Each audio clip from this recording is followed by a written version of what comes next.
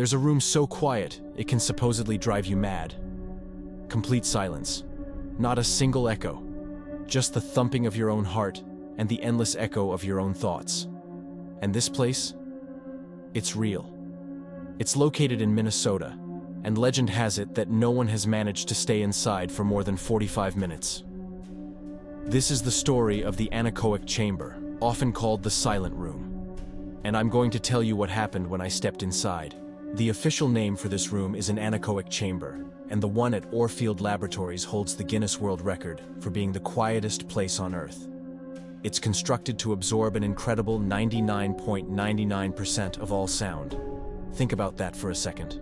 The world we live in is a constant symphony of noise, from the faintest hum of electronics to the distant rumble of traffic. Our brains are so accustomed to this background noise that we don't even notice it. This chamber strips all of that away.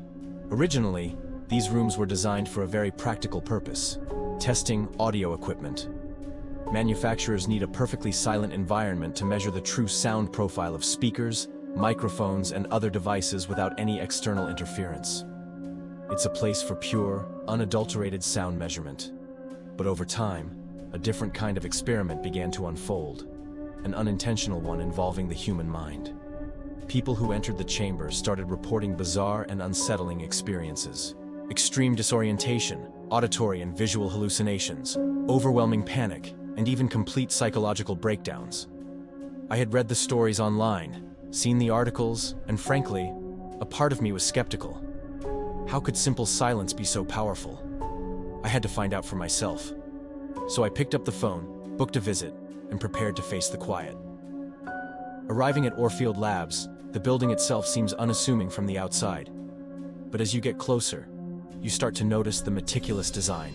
The moment I was led towards the chamber, the atmosphere shifted. I stood before a thick, heavy vault-like door, the kind you'd expect to see securing a bank's most valuable assets. It felt less like entering a room and more like being sealed into a container. The guide explained the procedure, gave a final warning, and then pulled the heavy door open. Inside, the world changes. The walls, ceiling, and floor are covered in large, wedge-shaped pieces of acoustic foam, jutting out at odd angles. They look like a strange geometric landscape from another planet. There are no windows, no sources of light, except for what spills in from the open door. I was instructed to sit in a chair placed in the very center of the room, suspended on a mesh floor above more foam wedges. I took my seat, took a deep breath, and gave a nod. With a heavy thud, the door swung shut, and the world went silent. Utterly, completely silent. For the first few seconds, it was just nothing. An absence of sound so profound it felt physical. And then the noises started. Not from the outside, but from within. I could hear the powerful, rhythmic beat of my own heart, not just as a feeling, but as a distinct sound. Then came the strange, subtle gurgling of my stomach digesting. I shifted my weight, and I heard the faint creak of my own joints moving. It was surreal. My body, which I had lived in my entire life, was suddenly a source of unfamiliar, alien sounds. I felt like I was shrinking, the room's silence pressing in on me, making me hyper-aware of my own physical existence. I checked the time. 10 minutes had passed, though it felt like an hour. That's when the first, truly disorienting effect kicked in. I started to lose my sense of balance. Our brains rely on subtle echoes and reverberations from our surroundings to orient ourselves in a space, a process called echolocation that we're not even conscious of. Without those cues, my brain was lost. It felt like I was floating, or worse, tilting over, even though I knew I was sitting perfectly still. My eyes, trying to make sense of the dim light, started playing tricks on me. I saw flashes of light in my peripheral vision, like tiny stars exploding in the dark. Then came the whispers. Faint, unintelligible murmurs that seemed to come from just over my shoulder. I knew logically that I was alone. There was no one there. But my brain, desperate for auditory input, was starting to create its own. It was manufacturing sound to fill the terrifying void. I tried to speak, just to break the spell, to hear a familiar noise. I said my own name out loud, but the sound was horribly wrong. Without any walls to reflect it, my voice was absorbed instantly by the foam. It sounded flat, dead, and disturbingly distant, as if it wasn't coming from my own mouth. It was the voice of a stranger in the dark. The feeling of being watched became so intense that I had to fight the urge to spin around. The silence wasn't empty anymore. It was filled with a presence I couldn't see. And it turns out, I'm far from the only one to experience this. The stories I'd read weren't exaggerations. One of the lab's own technicians reportedly lasted only 30 minutes before he began screaming, begging to be let out, overcome with panic. A journalist who went in to write a story about the chamber fainted after just 20 minutes, his body simply shutting down from the sensory deprivation.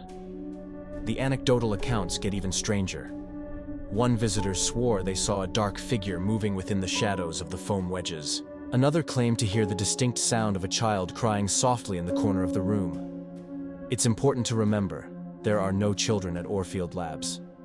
These experiences are not real in the physical sense, but for the person inside that room, the terror they feel is absolutely genuine. So, what is the science behind this? Why does our mind unravel in total silence? It comes down to how our brain is wired. In a normal environment, our brain filters out a massive amount of sensory information. It ignores the hum of the refrigerator, the rustle of our clothes, the sound of our own breathing. But in an anechoic chamber, that external information is gone. The brain, now starved of input, goes into overdrive. It starts to amplify the internal sounds of your own body, your heart, your lungs, your digestive system, to an alarming degree. When that's not enough, it begins to create its own stimuli. This is where the hallucinations come from. The brain essentially projects sounds and images into your consciousness to fill the sensory void. It's a phenomenon known as the Ganzfeld effect. Your sense of time becomes distorted because there are no external cues to anchor it. Your own thoughts, without the usual background noise to muffle them, can start to feel like they are echoing inside your skull, becoming louder and more intrusive, until it is hard to tell the difference between a thought and a spoken word. If you stay in that environment for too long, the line between what's real and what your brain is inventing begins to blur. You can, in a very real sense, lose track of reality itself. It's a powerful demonstration of how much we rely on our senses to construct the world around us. I lasted 27 minutes. When the heavy door finally swung open and the normal sounds of the world rushed back in, the feeling was overwhelming. I didn't shout or laugh. I started to cry. It wasn't a cry of fear, but of profound, bone-deep relief. The return of sound was like being pulled from deep underwater, able to finally breathe again. The experience has stayed with me. Even now, sometimes, when I'm in a particularly quiet room, or wake up in the middle of the night, I can almost feel that absolute silence creeping back in. I can hear the echo of my own heartbeat in the dark. It makes you wonder about the limits of the human mind. So, I have to ask you, would you be willing to enter the silent room? How long do you think you could last? 10 minutes? 20? Let me know in the comments below. Thanks so much for watching.